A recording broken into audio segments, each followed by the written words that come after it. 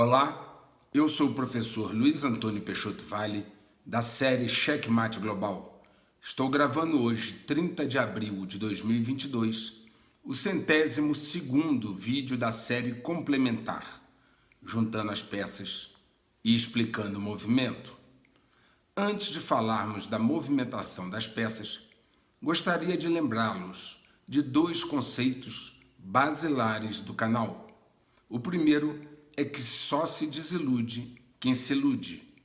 E o segundo é que é fundamental, num conflito, você conhecer em profundidade e completamente as suas capacidades e as do seu oponente.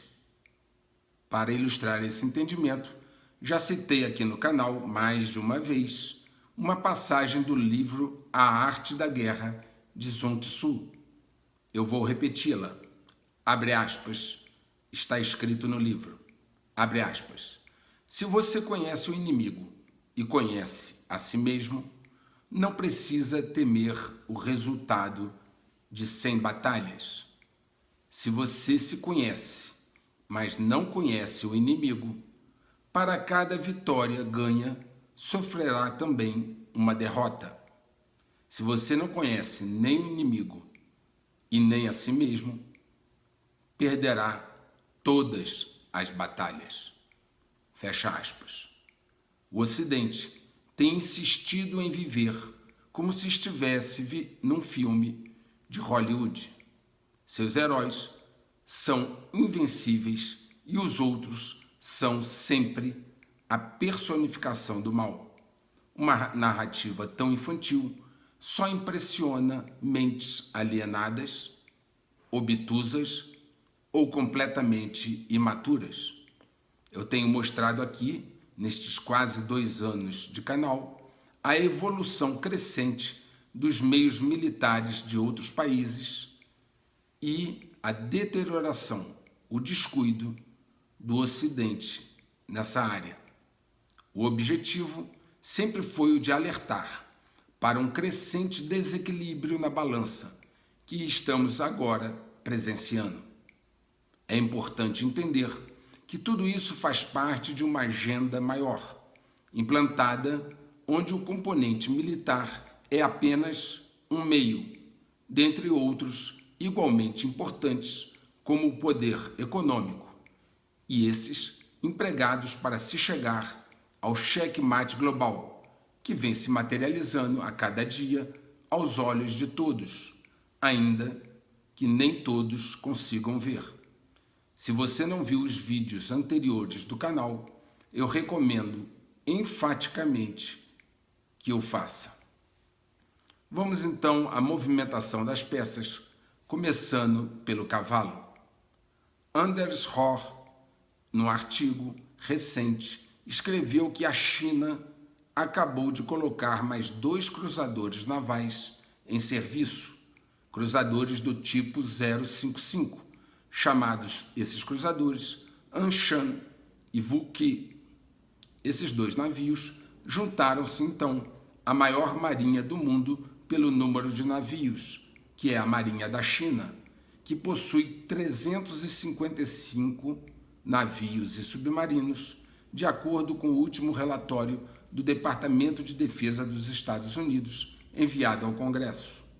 A Marinha dos Estados Unidos tem 298 e planos para reduzir para 280 até 2027, enquanto que a frota da China planeja crescer para 436. Muitos afirmam que mais importante que a quantidade é a qualidade do equipamento e que os Estados Unidos ainda possuem alguma vantagem neste quesito. Ocorre que esta também é uma área onde venho mostrando sucessivamente que está se invertendo rapidamente. Mostrei as questões referentes ao comissionamento do caríssimo porta-aviões Gerald Ford e ao projeto do caça F-35, para ficar apenas em 2 exemplos colocados aqui no canal. Quem acompanha o canal está bem a par desse assunto. Vejam agora, então, o caso do lançamento desses dois cruzadores navais chineses do tipo 055. Esse tipo 055 testou seu míssil balístico antinavio hipersônico YJ-21. É um tipo chamado ASBM. E também testou um outro míssil que parece ter um veículo de reentrada manobrável, do tipo MARV. O míssil YJ-21 tem um alcance de até 930 milhas e o cruzador tipo 055 possui 112 células de lançamento vertical. Segundo Underscore, a Marinha dos Estados Unidos não tem defesa efetiva contra mísseis hipersônicos e também não possui mísseis de cruzeiro supersônicos antinavio, conhecidos como ASCM. Segundo ele, a China pode destruir os porta-aviões americanos, bem como os cruzadores e destroyers que os acompanham, com seus ASBMs hipersônicos com capacidade nuclear. O capitão aposentado da Marinha dos Estados Unidos, James Fennell, ex-diretor de inteligência da Frota do Pacífico dos Estados Unidos, escreveu no dia 22 de abril o seguinte, abre aspas, não é muito severo afirmar que o fracasso dos oficiais de defesa em preparar a Marinha dos Estados Unidos para a ameaça do ASCM equivale a enviar a frota para certa destruição e derrota em operações de combate de alta intensidade que não estão muito distantes no horizonte. Fecha aspas. Essa má gestão da Marinha dos Estados Unidos também foi fruto de várias observações minhas aqui no canal em vídeos anteriores. O general Mark Milley, chefe do Estado-Maior Conjunto das Forças Armadas dos Estados Unidos, durante uma audiência do Comitê de Serviços Armados da Câmara, ao falar sobre o pedido de orçamento de defesa do governo Biden para o ano fiscal de 2023, defendeu que, independentemente da crise na Europa, o Partido Comunista Chinês e a sua ala militar, o Exército de Libertação Popular, representam a maior ameaça à segurança nacional e à estabilidade global. Na mesma audiência, o parlamentar Mike Rogers disse o seguinte, abre aspas, o Partido Comunista Chinês agora controla o maior exército e marinha do mundo. Tem mais tropas, mais navios e mais mísseis hipersônicos do que os Estados Unidos. Fecha aspas. Ao que então o general Mark Milley concluiu, dizendo o seguinte, abre aspas, a República Popular da China continua sendo nosso principal desafio estratégico de longo prazo. Clayton Johnson, sócio da Wilson Barker Knauer, falando em um evento em 26 de abril, organizado pelo Atlantic Council, que é um think tank com sede em Washington, disse que a invasão russa da Ucrânia e a parceria entre a Rússia e a China representam uma, abre aspas, mudança de época no espaço de segurança, possivelmente superando, em consequência, o 11 de setembro ou o fim da Segunda Guerra Mundial. E ele então ainda enfatizou, abre aspas, toda invenção desde o fogo foi usada por mocinhos e bandidos na guerra e por criminosos. Esse certamente será o caso no futuro da segurança da cadeia de suprimentos. E concluiu, se você tem um sistema que mente para si mesmo e encobre problemas, não terá uma boa empresa, não terá um empreendimento próspero. Fecha aspas. David Santoro, presidente do Pacific Forum, um think tank de política externa dos Estados Unidos, disse o seguinte também recentemente, abre aspas, não precisamos necessariamente ter um arsenal simétrico para os russos e os chineses. Na verdade, nunca tivemos isso. Mesmo durante a Guerra Fria, não tínhamos exatamente o mesmo arsenal que os soviéticos. Mas o que vou dizer é que esta é a primeira vez que os Estados Unidos enfrentam dois estados com armas nucleares muito capazes. Fecha aspas. Vimos que a China já possui a maior marinha do mundo e o maior exército do mundo. E eu já mostrei também aqui que a Rússia detém uma tecnologia aeroespacial com caças extremamente modernos e mísseis hipersônicos de ponta, sendo que esses últimos o Ocidente ainda está longe de ter.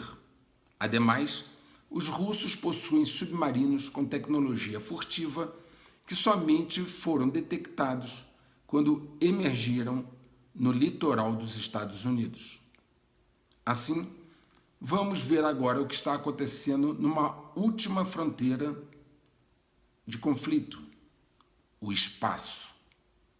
Segundo o relatório chamado Avaliação Anual de Ameaças da Comunidade de Inteligência dos Estados Unidos, datado de 7 de fevereiro de 2022, as capacidades espaciais em evolução da China são resumidas da seguinte maneira. Abre aspas. Pequim está trabalhando para igualar ou exceder as capacidades dos Estados Unidos no espaço para obter os benefícios militares, econômicos e de prestígio que se acumulam com a liderança espacial. A China possui capacidades de armas contra espaço que podem atingir satélites dos Estados Unidos e aliados, bem como novas armas ASAT destrutivas e não destrutivas baseadas em terra e espaço. Fecha aspas. Para esclarecer a vocês, armas ASAT são uma sigla usada para armas antissatélites. Quando se refere à Rússia, o relatório diz o seguinte, abre aspas, ela está desenvolvendo, testando e colocando em campo uma série de armas antiespaciais não destrutivas e destrutivas, incluindo capacidades de interferência e cyberespaço, armas de energia direcionada, capacidades em órbita e capacidades ASAT baseadas em terra, para atingir os Estados Unidos e satélites aliados. Fecha aspas.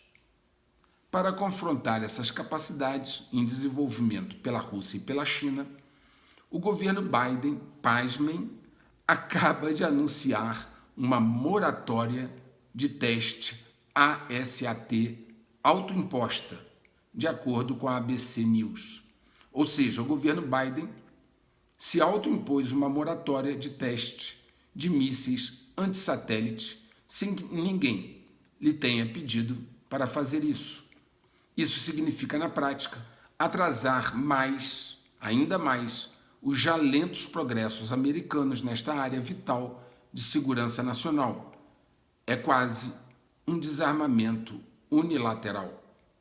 Duas outras ações chocantes do atual governo para desarmar os Estados Unidos, do governo americano, para desarmar os Estados Unidos da América, foram o cancelamento de um programa nuclear de mísseis de cruzeiro lançados pelo mar, conhecidos como SLCM-N de Nair, da era Trump, que tinham sido desenvolvidos no governo Trump. Além disso, dele cancelar o programa de mísseis de cruzeiro, o governo Biden ainda eliminou de forma sumária a única bomba de gravidade nuclear remanescente dos Estados Unidos, a B-83, de nível megaton, entregue pelos bombardeiros furtivos estratégicos B-2 Spirit do inventário dos Estados Unidos. Simplesmente, a capacidade de defesa dos Estados Unidos está sendo degradada sem qualquer motivo que a justifique pelo seu próprio governo. Em outra ponta, a Rússia realizou com êxito o primeiro lançamento de teste do míssil balístico intercontinental Sarmat, revelou o Ministério da Defesa russo. O ministério informou ainda que o novo míssil, abre aspas, é capaz de atingir alvos a grandes distâncias, usando diversas trajetórias de voo e tem características únicas que lhe permitem superar garantidamente qualquer sistema de defesa antimíssil existente ou em desenvolvimento. Isso o torna o míssil mais potente do mundo, com maior alcance, que reforçará o potencial nuclear da Rússia. Após a conclusão do programa de testes, o sistema de mísseis Sarmat entrará em serviço da Força Estratégica de Mísseis da Rússia. Fecha aspas. Esse míssil, também é conhecido como Satan II, é considerado o ICBM mais poderoso do mundo e substituirá o míssil balístico intercontinental, um ICBM, Voivoda. Após, então, essa conclusão desses testes, que foram exitosos por parte da Rússia, ela incorporará esse míssil ao seu armamento operacional, incluindo criar um novo regimento, uma nova unidade de mísseis na região de Krasnoyarsk. O Pentágono perdeu mais um funcionário estratégico no dia 18 de abril, com a renúncia de Preston Dunlap, diretor de arquitetura e fundador das Forças Aéreas e Espaciais. Ele, Dunlap, escreveu o seguinte, abre aspas, passei os últimos 3 anos trabalhando para desafiar a gravidade e colocar a tecnologia desesperadamente necessária nas mãos de nossos operadores. Quando o governo consegue produzir algo, muitas vezes já está obsoleto. Nenhum negócio sobreviveria dessa maneira e nem deveria. Fecha aspas. A renúncia de Dunlap segue a do diretor de software do Pentágono, Jason Weiss, no início de abril, e a do diretor de software das Forças Aéreas Espaciais, Nicholas Challan, em outubro. Dunlap pintou um quadro desanimador em relação ao que está acontecendo no Pentágono. Ele disse, abre aspas, não surpreendentemente, para quem já trabalhou ou para quem trabalha com o governo dos Estados Unidos ou já trabalhou antes, cheguei e não encontrei nenhum orçamento, nenhuma autoridade, nenhum alinhamento de visão, nenhuma pessoa, nenhum computador, nenhuma rede, um teto com vazamento e até mesmo uma cortina quebrada. Você entendeu a imagem. Infelizmente, eu provavelmente estava melhor do que a maioria dos que apareceram para servir.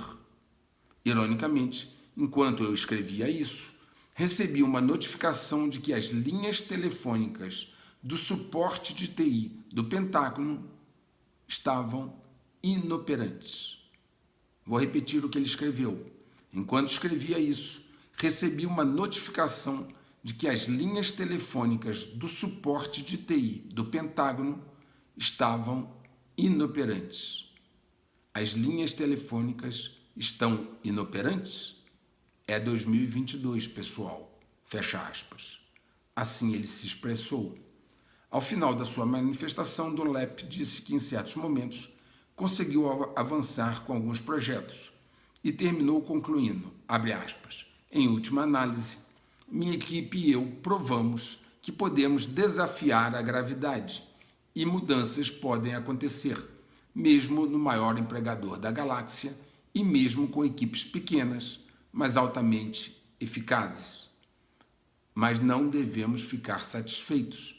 Precisamos desse tipo de progresso em escala e precisamos disso agora, não amanhã, ou será tarde demais. Fecha aspas. Ao longo do texto dele, o tempo todo ele compara fazer um trabalho eficiente e eficaz no Pentágono como desafiar a gravidade. Challan, que havia sido o último a sair, comentou a retirada de Preston Dunlap. Ele disse, abre aspas, esta é uma perda enorme para o Departamento de Defesa. O número de grandes talentos deixando o Pentágono é muito preocupante. Fecha aspas.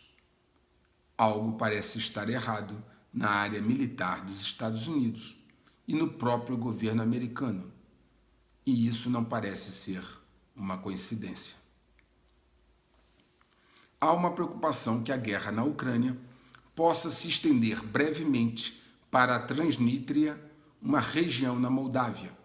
Nesse ponto, em algum momento, naturalmente tentarão envolver também a Romênia e a Polônia.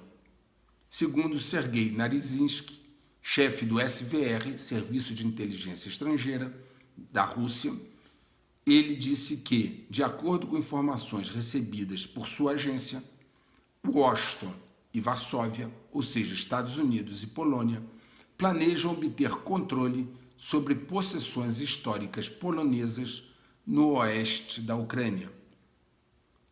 Sergei Narizinski, chefe do SVR, disse o seguinte, abre aspas,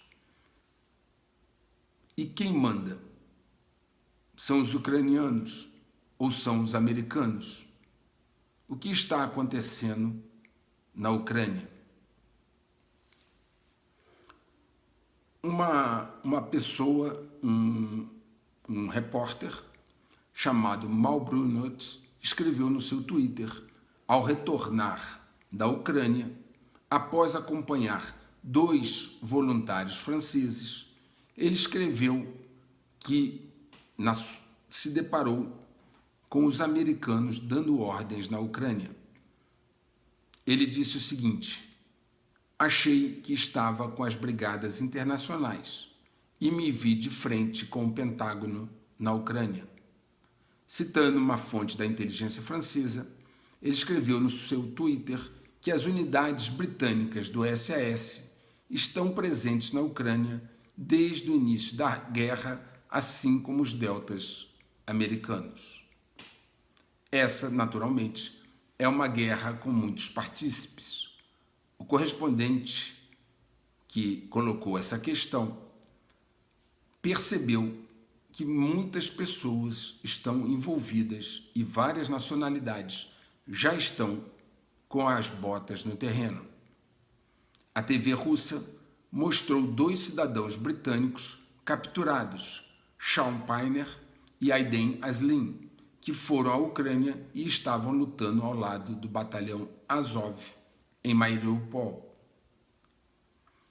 Naturalmente, tem causado certa estranheza aos ocidentais a obsessão russa por certos alvos na Ucrânia, desde a usina de Chernobyl até a siderúrgica de Azovstal.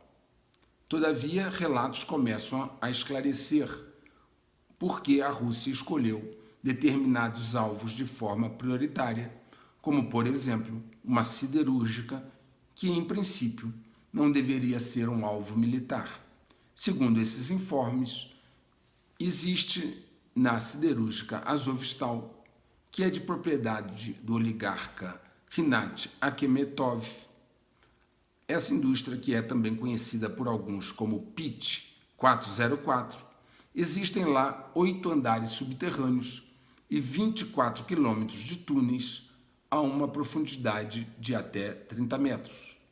Até mesmo um veículo de comunicação do Brasil noticiou que haviam lá instalações subterrâneas em grande quantidade. Nesses mesmos relatórios, existem informes que apontam a existência de cerca de 240 militares ocidentais presos no subterrâneo da siderúrgica de Azovstal, que incluiria oficiais dos Estados Unidos, Canadá, Alemanha, França, Itália, Turquia, Suécia, Polônia e até mesmo da Grécia. Daí, talvez, o interesse dos russos nessa siderúrgica Azovstal. Sobre ela, o presidente Putin fez recentemente a seguinte declaração, abre aspas, considero que o ataque proposto na zona industrial não é apropriado. Ordeno o cancelamento do ataque. Precisamos pensar na vida de nossos soldados e oficiais. Não há necessidade de entrar nestas catacumbas e rastejar no subsolo atrás das instalações industriais. Bloqueiem toda a área industrial para que nem mesmo uma mosca possa escapar. Fecha aspas. Segundo o Ministério da Defesa russo, o ministro Sergei Shoigu, ele declarou que os combatentes que resistem no complexo estão cercados e o perímetro da siderúrgica está bloqueado com segurança.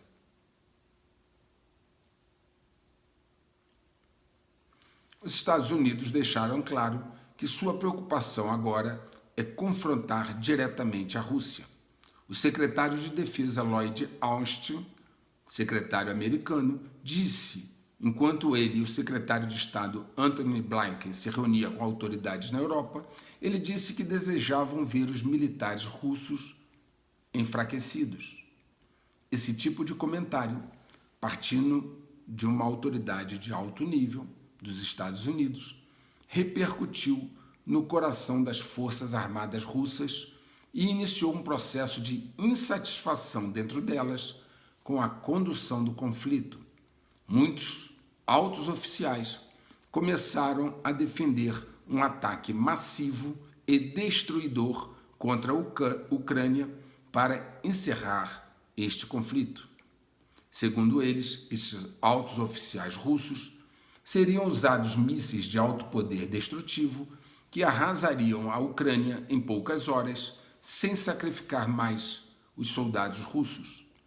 Argumentam que as regiões conquistadas a leste já estão consolidadas e que elas não seriam alvo dos mísseis, sendo o alvo prioritário o oeste da Ucrânia. Alegam ainda que os ataques ucranianos ao território russo são inaceitáveis e que o desgaste e preço político já foi pago e que agora esta solução seria a mais adequada. Eles não temem qualquer reação do Ocidente, pois para fazê-lo, este teria de atacar diretamente o território russo, o que significaria uma declaração de guerra, logo, uma guerra nuclear total. Pois bem, é muito preocupante que esta tese esteja ganhando força no alto comando russo. Caso ela continue a avançar, muitos analistas entendem com convicção, acreditam que o presidente Putin não poderá resistir a essas pressões, não conseguirá resistir ao apelo do alto comando. Um mundo que vem se preparando para a guerra há bastante tempo é um mundo potencialmente explosivo. Eu já mostrei de várias formas a preparação militar ao longo do tempo. Mas uma forma de visualizar isso é ver um gráfico com as despesas militares dos países de 1998 a 2021, que foi publicado pelo Stockholm International Peace Research Institute em 25 de abril. Vejam como os gastos se acentuaram a partir do ano 2000, ultrapassando em 2020 e 2021 de forma significativa os anos anteriores, mesmo com as restrições orçamentárias impostas pela pandemia. Isso significa que em 2020 e 2021 os países continuaram priorizando os gastos militares. Veja o gráfico.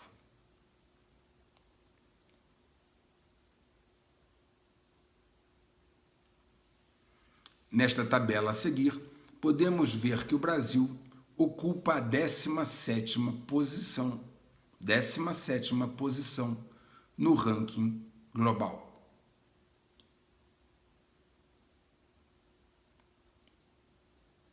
Vamos agora à movimentação da torre. Bloqueios muito fortes estão sendo feitos na China, tendo como mote, como motivo, a pandemia.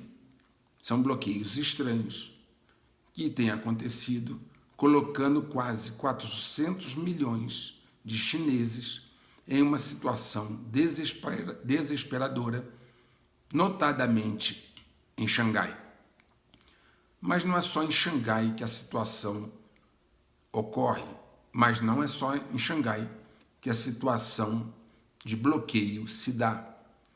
Existe também ela acontecendo na cidade de Suzhou, na província de Jiangsu, anunciou em 16 de abril a mídia chinesa.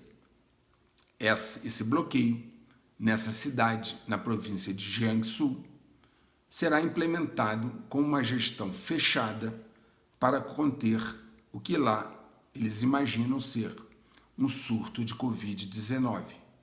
Para vocês entenderem bem o que isso significa, Suzhou, na província de Jiangsu, é um dos principais centros industriais da China. A produção industrial deles superou a de Xangai no ano passado. Nos últimos anos, Xangai, Shenzhen e Suzhou estiveram entre as 3 principais cidades industriais da China, estando agora 2 delas sofrendo fortes bloqueios. Esses bloqueios estão freando naturalmente o crescimento chinês, impactando de forma severa a sua economia. 2 situações podem estar relacionadas a isso.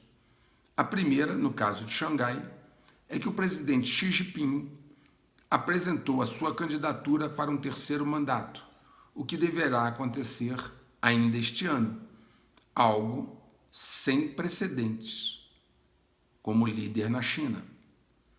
Xi Jinping pleiteia então um 3º mandato, tendo como seu oponente, como seu opositor, o ex-presidente Jiang Zemin, cuja base fica em Xangai. Eu já havia antecipado a vocês que estavam ocorrendo sérias disputas no interior do Partido Comunista Chinês.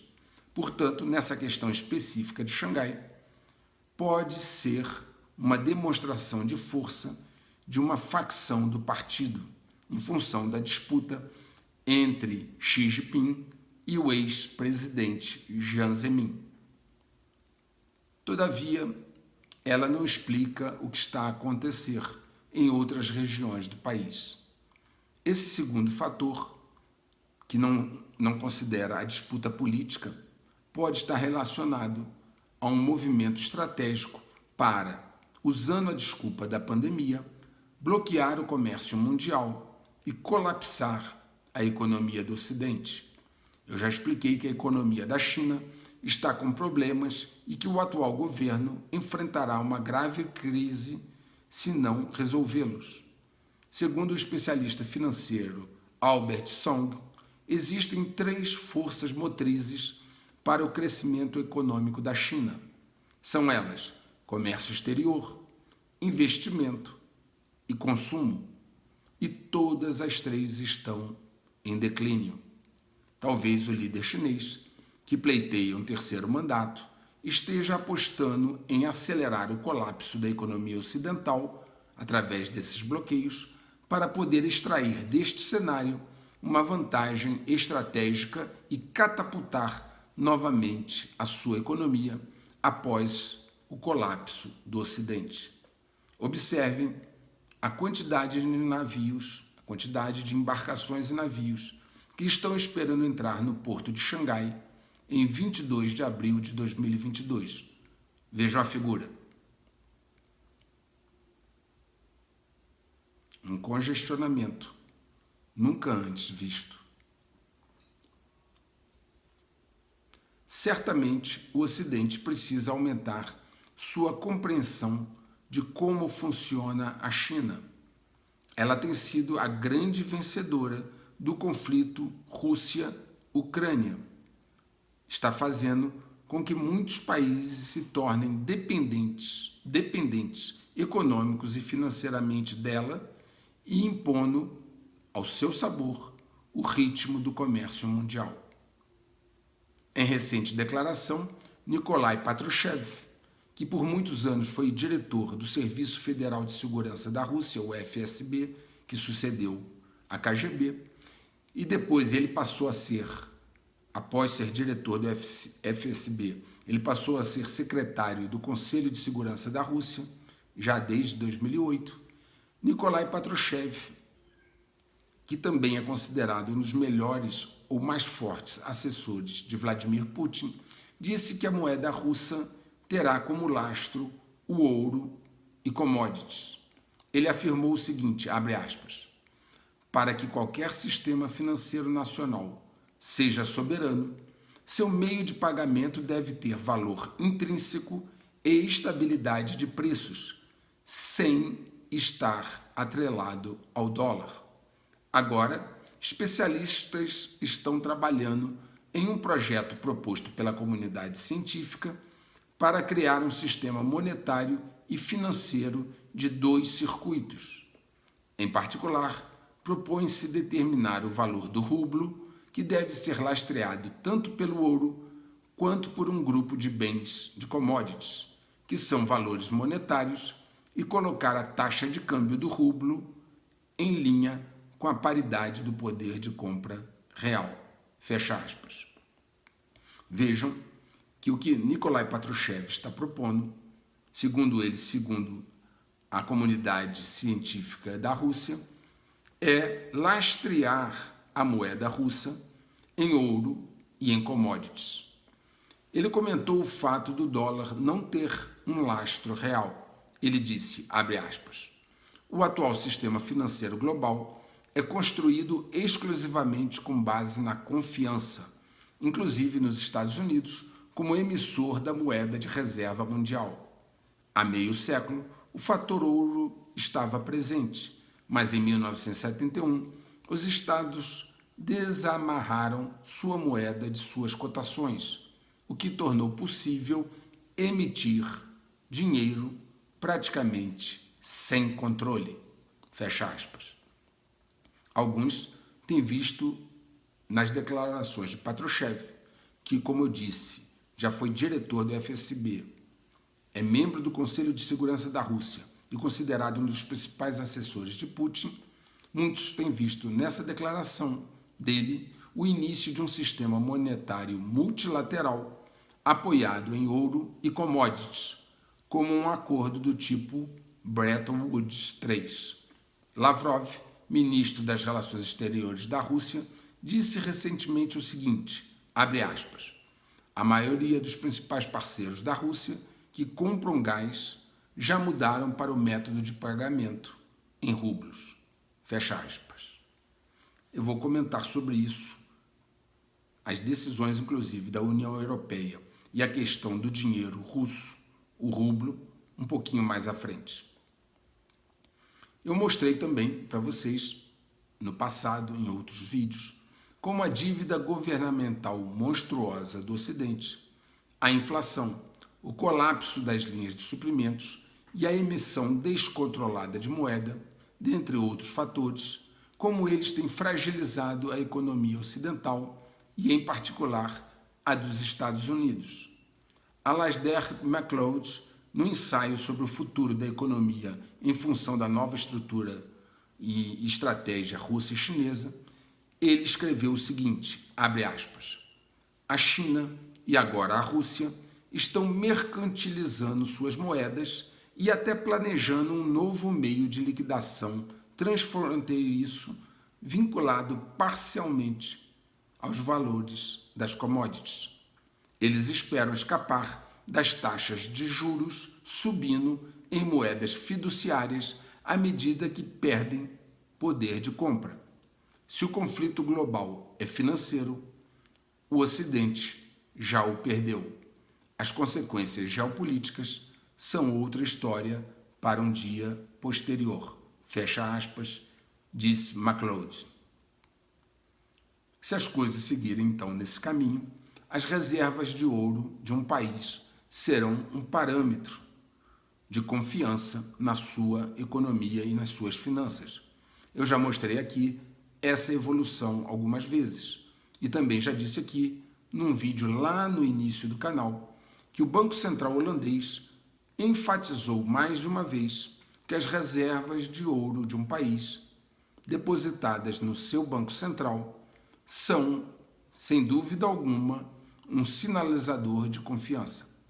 Muito bem, se assim é interessante voltar a conferir a quantidade de ouro físico que cada país tem. Eu vou mostrar a vocês a posição de cada país relevante no mundo em dezembro de 19, dezembro de 20 e dezembro de 21, comparativamente. Vejam a tabela.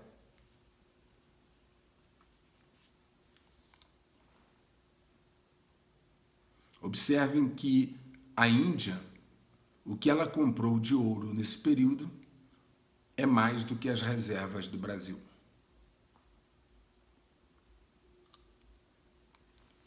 Muito bem, como eu disse, falaríamos da moeda russa. A moeda russa segue uma trajetória ascendente.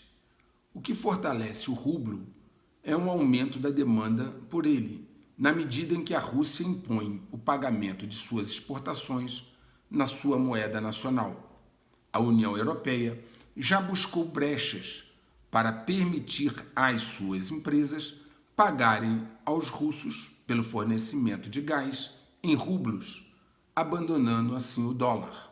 A Comissão Europeia enviou novas orientações aos seus Estados-membros no dia 21 de abril, admitindo que parece possível que os compradores europeus de gás russo paguem de acordo com os termos do decreto de Moscou sobre a conversão do rublo sem violar as sanções internacionais.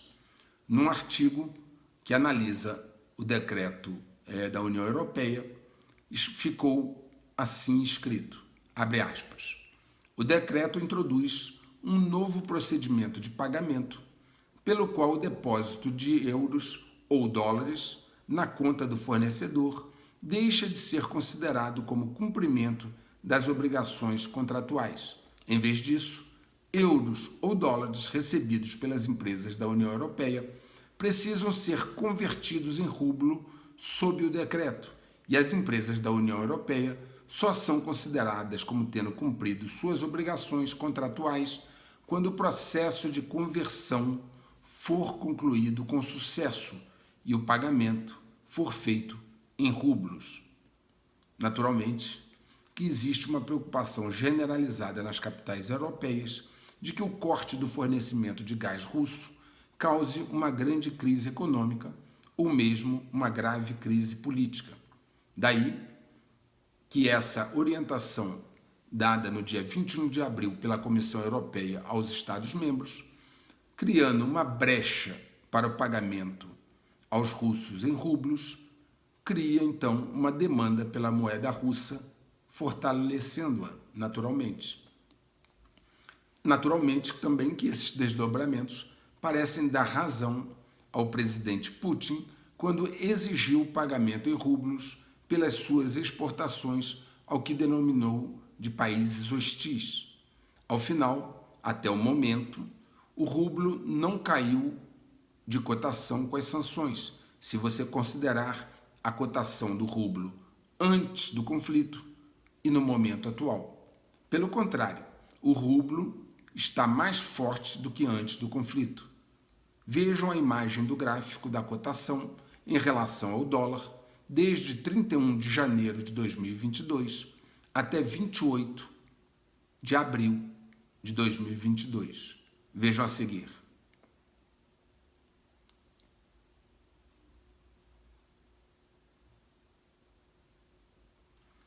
a Rússia pediu que os BRICS, Grupo de Economias Emergentes, que inclui o Brasil, amplie o uso de moedas nacionais e integre sistemas de pagamentos. O ministro das Finanças da Rússia, Anton Siluanov, disse em uma reunião ministerial com os BRICS que as sanções destroem a fundação do atual sistema financeiro e monetário internacional baseado no dólar norte-americano. E ele concluiu, abre aspas, isso nos leva à necessidade de acelerar o trabalho nas seguintes áreas: uso de moedas nacionais para operações de importação e exportação, a integração de sistemas de pagamento e cartões, nosso próprio sistema de comunicação financeira e a criação pelos BRICS de uma agência de avaliação de risco independente. Eu já informei aqui no canal também sobre a queda da participação do dólar nas reservas internacionais dos países. Já foi em torno de 90%. Essa participação hoje está abaixo de 60%. A participação do dólar nas reservas dos países. O que vivemos hoje é também, e talvez antes de tudo, uma guerra econômica, que inclui a desdolarização, de que já venho falando desde o primeiro vídeo do canal. Sendo a moeda americana uma peça vital, um pilar fundamental da economia estadunidense, atacá-la naturalmente é uma estratégia importante para a Rússia e China. Quanto mais países deixarem de usar o dólar estadunidense, mais enfraquecida ficará a economia americana, uma vez que os Estados Unidos são deficitários interna e externamente e precisam endividar-se para financiar as suas atividades. Como o dólar é uma moeda fiduciária, sem lastro real, amparada apenas pela credibilidade, o desuso do dólar seria mortal para o seu sistema econômico-financeiro. Nesse sentido, tem sido noticiado que vários países já passaram a aceitar pagamentos em outras moedas diferentes do dólar. Eu já comentei isso no vídeo 100, e o que mais vem preocupando os Estados Unidos é a venda de petróleo em outras moedas que não o dólar. Mas não é só esta mercadoria, o petróleo. Foi noticiado recentemente que os primeiros carregamentos de carvão e petróleo russos, pagos em yuan, a moeda chinesa, chegarão à China em abril e maio, respectivamente. Os Estados Unidos e a Europa estão enfrentando um aumento exponencial da inflação, como eu havia avisado que seria.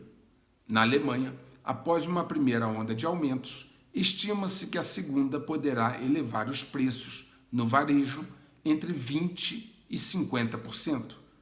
Vejam um gráfico da inflação na Alemanha. Por falar em Alemanha, o Deutsche Bank alertou em um relatório intitulado Por que a próxima recessão será pior do que o esperado? Nesse relatório, ele relatou que haverá provavelmente uma grande recessão, que esta grande recessão está no horizonte, em uma nota enviada aos clientes. Eles escreveram, o Deutsche Bank, que consideram, abre aspas, altamente provável que o Fed, Federal Reserve, tenha que pisar no freio com ainda mais firmeza e uma recessão mais profunda será necessária para controlar a inflação. Fecha aspas. Biden fez algumas confissões interessantes. Depois de participar de uma reunião de líderes do G7 e da OTAN, Biden disse que a escassez de alimentos será real.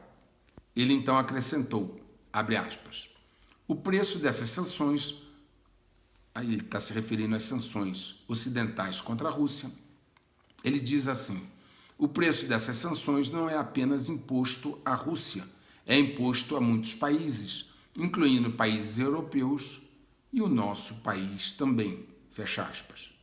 É claro que esses custos vão além de alimentos, chegando aos preços da energia e também aos preços de muitos outros bens. Os preços do petróleo permanecem perto de uma alta de 10 anos. Ele reconheceu isso durante esse evento. Essa foi a primeira confissão. Depois ele fez a segunda, ao dizer que as sanções não funcionaram para mudar as políticas de Moscou e que as sanções, palavras dele, sanções nunca detêm o regime alvo de realizar uma agressão. Muito bem, o que ele está dizendo é que americanos e europeus pagarão um altíssimo preço por sanções que não impedem rigorosamente nada, porque são, segundo ele próprio, absolutamente ineficazes. Nada que eu já não tenha dito aqui, mas o presidente americano confessar que as sanções são ineficazes e que os americanos e europeus também pagarão um alto preço, foi realmente algo bastante interessante. Apesar das severas sanções ocidentais impostas à Rússia, ela deve ganhar quase 321 bilhões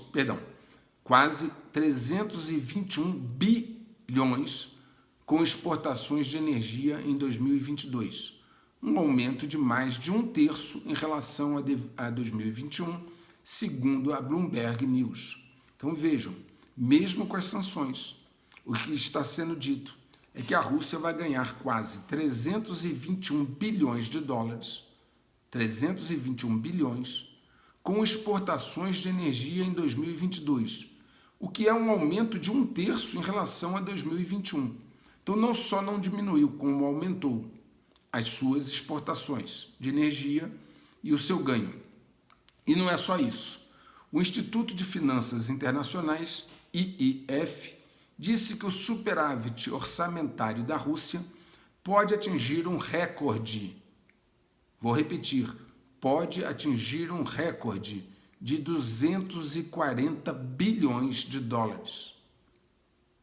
O IIF, que é o Instituto de Finanças Internacionais, em um relatório de 31 de março, citado pela Bloomberg News, escreveu o seguinte, abre aspas, o maior impulsionador do superávit em conta corrente da Rússia continua sólido, fecha aspas. Tenho comentado aqui o comportamento especulativo do mercado de bolsas e os riscos associados. Mostrei também bilionários vendendo ações de suas próprias empresas, incluindo com as empresas fazendo operações de tesouraria, comprando as ações dos seus controladores com dinheiro tomado no mercado. Bilionários, então, que vendem ações de suas próprias empresas é porque não confiam no futuro, não confiam nelas. Agora, vejam o que está acontecendo com o desempenho dessas empresas a nível de crescimento de receitas. O termo FAANG reúne as iniciais das maiores empresas de tecnologia: Facebook, Amazon, Apple, Netflix e Google. Portanto, FAANG é a abreviação para essas 5 empresas. Veja o gráfico e o que está acontecendo com as receitas delas.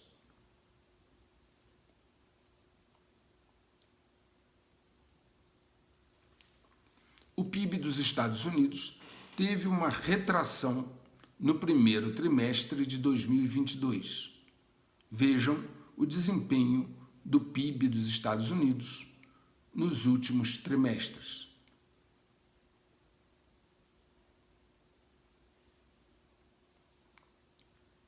Vamos agora ao bispo e às demais movimentações do tabuleiro. Um fato digno de nota é a vitória de Viktor Orbán pelo 4º mandato consecutivo como primeiro-ministro da Hungria. Ele é um político conservador que tem andado na contramão da agenda dos dominadores globais. Há uma séria disputa interna ocorrendo no Paquistão, onde um forte grupo procura trazer o país para um alinhamento com os Estados Unidos, contrariando a trajetória anterior daquele país. A crise política do Paquistão se aprofundou ainda mais após a destituição do ex-primeiro-ministro Imran Khan. Rússia, China e Índia acompanham a crise com atenção, pois o Paquistão é uma potência nuclear e tem significativa influência sobre vários grupos terroristas islâmicos. Um grande jornal brasileiro noticiou que o presidente da Rússia, Vladimir Putin, segundo o Centro Independente Levada, viu sua popularidade subir de 71% em fevereiro para 83% em março. Esse levantamento, segundo a publicação, foi feito de 24 a 30 de março em 50 regiões russas. É o maior índice de popularidade da carreira de Putin, só comparável aos mesmos 83% a que ele chegou após invadir a Crimeia em 2014.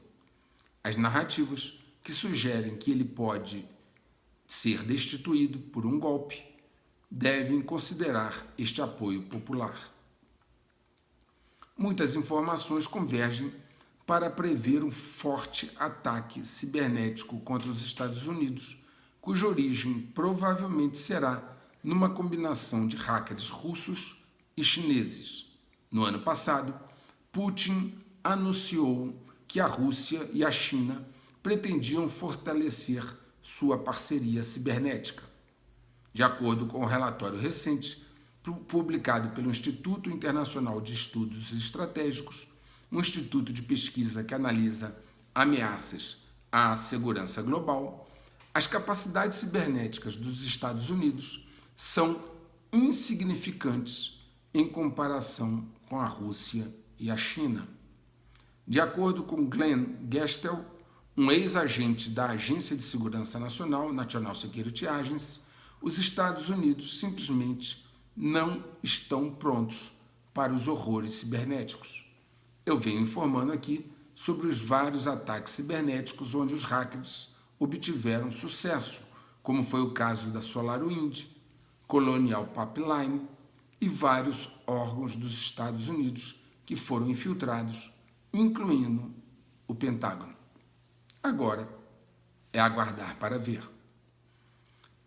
Para aqueles que desconhecem, já existem pessoas implantadas com microchips embaixo da pele, usando-as para fazer pagamentos.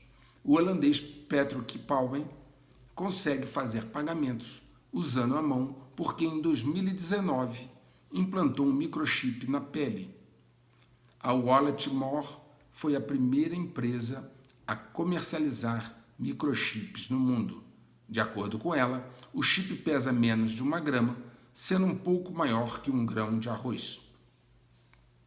É interessante que vocês observem com atenção a próxima Assembleia Mundial da Saúde, de 22 de maio a 28 de maio de 2022, patrocinada, promovida pela Organização Mundial da Saúde.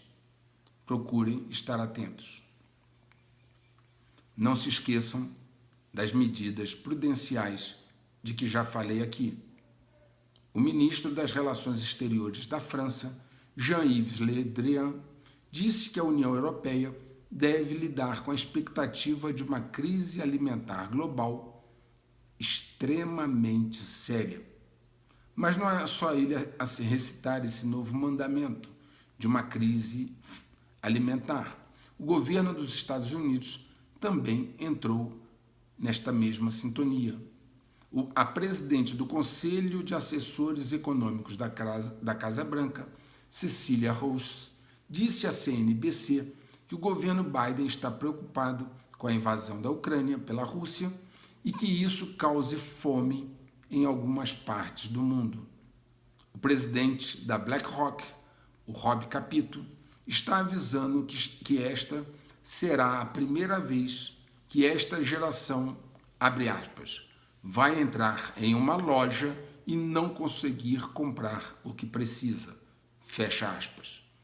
Em uma audiência em Austin, no Texas, ele disse o seguinte, abre aspas, pela primeira vez, essa geração vai entrar em uma loja e não conseguir o que quer. Temos uma geração com muitos direitos que nunca teve que se sacrificar. Fecha aspas. A Rússia e a Ucrânia respondem coletivamente por aproximadamente 30% de todas as exportações globais de trigo. Dmitry Medvedev, que já foi presidente da Rússia, avisou que o seu país poderá, em breve, cortar os países hostis do Ocidente das suas exportações de alimentos. A colheita de trigo dos Estados Unidos e da China também vem enfrentando problemas relevantes. David Beasley, diretor executivo do Programa Mundial de Alimentos das Nações Unidas, disse o seguinte, abre aspas, a Ucrânia só agravou uma catástrofe em cima de uma catástrofe. Não há precedente sequer próximo disso desde a Segunda Guerra Mundial. Fecha aspas. Os dominadores globais naturalmente buscam uma crise alimentar como um catalisador definitivo já há bastante tempo. Existem algumas coisas diferentes, algumas curiosidades acontecendo nesta guerra, neste conflito entre a Rússia e a Ucrânia. Eu gostaria de pontuar para vocês alguns aspectos que são bastante interessantes. O primeiro, a Rússia não atacou a Ucrânia com mísseis de forma devastadora, como poderia ter feito no início da guerra, impondo uma vitória fulminante. A Rússia não o fez, e alguns motivos são aqueles que eu comentei aqui em vídeos anteriores. Ponto 2. A Ucrânia nunca declarou guerra à Rússia. Ponto 3. A Rússia continua bombeando seu gás através do território da Ucrânia, com a Ucrânia consentindo e recebendo normalmente valores elevados dos russos pela passagem desse gás, como se fossem grandes amigos. 4. Os russos, mesmo tendo uma força aérea muito maior e podendo controlar o espaço aéreo ucraniano, não o fazem e não impedem que autoridades de outros países visitem o presidente da Ucrânia em sua capital, Kiev. Aliás, é interessante como os aviões dos presidentes de outras nações sobem e descem do aeroporto de Kiev em total segurança, como se o país, Ucrânia, não estivesse num conflito. E por último, 5.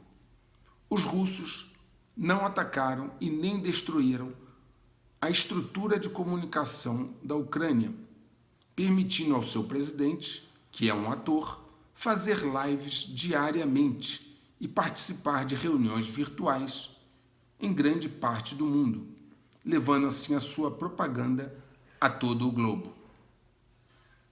5 pontos para você refletir.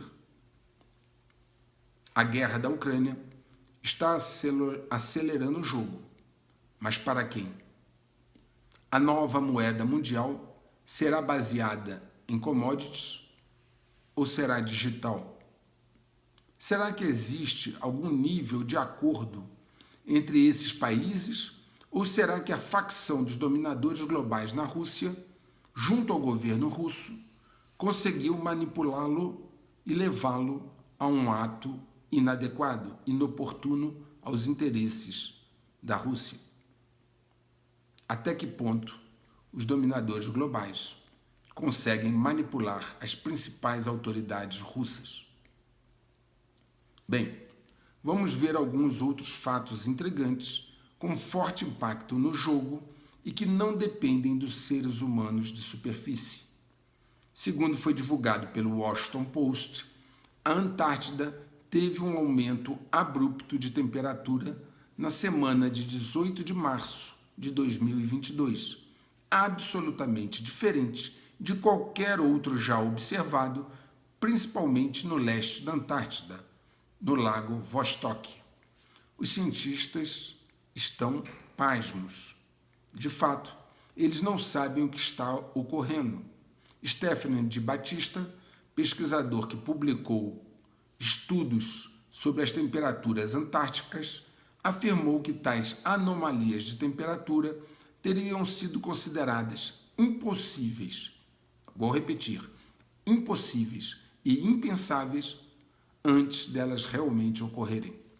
A temperatura média alta em Vostok, no centro da camada de gelo oriental, é de cerca de menos 52 graus Celsius em março, mas surpreendentemente a temperatura saltou para menos 17 graus Celsius, uma variação de 35 graus Celsius, o mais quente que esteve lá em março, desde que os registros começaram há 65 anos. Vostok é um observatório meteorológico russo famoso por manter a temperatura mais baixa já observada na Terra, menos 89 graus Celsius, marcada, registrada em 21 de julho de 1983. Segundo a matéria publicada, algumas simulações e observações de modelos de computador sugerem que as temperaturas podem ter subido até 50 graus Celsius acima do normal em algumas áreas da Antártida. Vou repetir. As simulações e modelos de computador sugerem que as temperaturas podem ter subido até 50 graus Celsius acima do normal em algumas áreas da Antártida. Está ocorrendo o inverso do que seria esperado, uma vez que março marca o início do outono na Antártida, em vez de janeiro, quando há mais luz solar. Nesta época do ano, a Antártida está perdendo cerca de 25 minutos de luz solar por cada dia, que passa rumo à escuridão e frio brutal do inverno.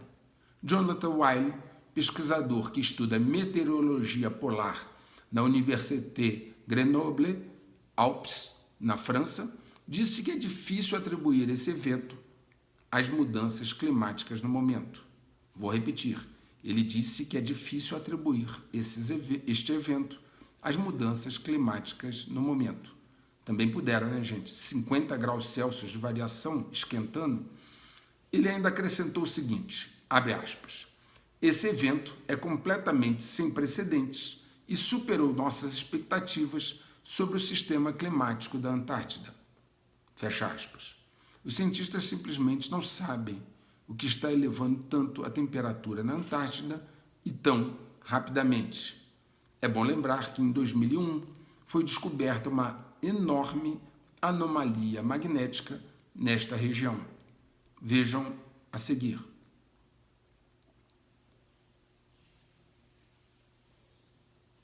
As variáveis exógenas começaram a ter um impacto maior. Observem a atividade solar. Vejam como os fins de tarde estão diferentes, uma coloração mais avermelhada. Observem o nascer e o pôr do sol, e vocês vão notar as modificações em andamento. Há cerca de uma semana, o Sol disparou uma poderosa labareda lateral a partir do seu lado oeste, que representa a mais potente registrada nos últimos 5 anos.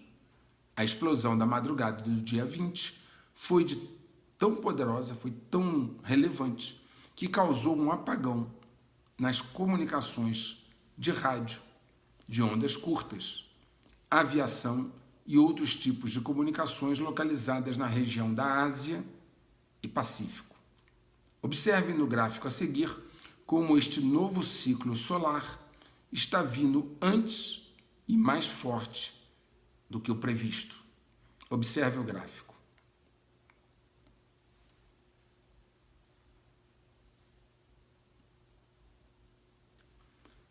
Para concluir o vídeo, eu quero repetir para vocês uma analogia que eu já fiz aqui no canal. Ela refere-se à visão de futuro. Vou começar a analogia. Imaginem que pela manhã, logo cedo às 8 horas, chega à praia uma grande família com vários amigos. Levam comida, água e planejam ficar o dia todo na praia. Na outra ponta dessa mesma praia, chega um cidadão, no mesmo horário. Passada 1 hora, às 9, a praia já está bem cheia. Esse cidadão, o segundo a chegar, recebe uma ligação no seu celular dizendo o seguinte, abre aspas, olha, ocorreu um terremoto relevante no Atlântico, em águas profundas, que deslocou uma grande massa de água em sua direção. Pelos nossos cálculos, considerando o volume de água, a velocidade de deslocamento e a distância, ela deve chegar no litoral em que você está em aproximadamente 4 horas. Ao chegar em águas rasas, ela irá aflorar e provocar um tsunami de grande poder de destruição. Saia agora e procure um lugar alto. Fecha aspas. Assim, conclusa a informação que veio para ele através do seu celular. Esse cidadão, então, visualiza o cenário dali, há 4 horas, não porque seja evidente ou coisa parecida, mas porque tem informação e soube interpretá-la.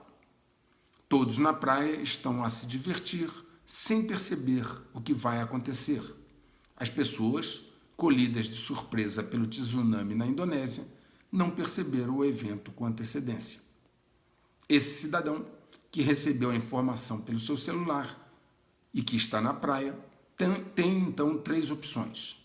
A primeira, ir um a um em todos que estão na praia, avisando do provável tsunami, correndo o alto risco de ser desacreditado e até mesmo ridicularizado, além de perder naturalmente muito tempo precioso. Segunda opção, ele pode pegar seu carro, subir a serra mais próxima que seja geologicamente sólida e alta e, caso consiga, tornar pública a sua informação, colocando-a nas redes sociais, criando canais no YouTube ou em outras formas de comunicação e deixar que cada um decida o que deve fazer. E, por último, a terceira opção, não avisar nada a ninguém e simplesmente subir a serra e se salvar. O movimento da água não é visível na superfície, ela vem por baixo, mas para quem tem informação, fica claro que a causa já ocorreu e as consequências são inexoráveis, inevitáveis. Claro que eu estou falando metaforicamente, para mostrar que, ao não perceber ou ver algo, ou simplesmente preferir ignorar os avisos, não quer dizer que algo não vá acontecer. Eu estou falando para quem quer entender e se preparar para uma travessia que já começou. O efeito dominó está em finalização. Na medida em que a cada movimento um novo dominó cai, ele empurra outro para a queda seguinte. Todo jogo acaba ou muda de fase. O checkmate global avança inexoravelmente para a finalização. Um grande abraço.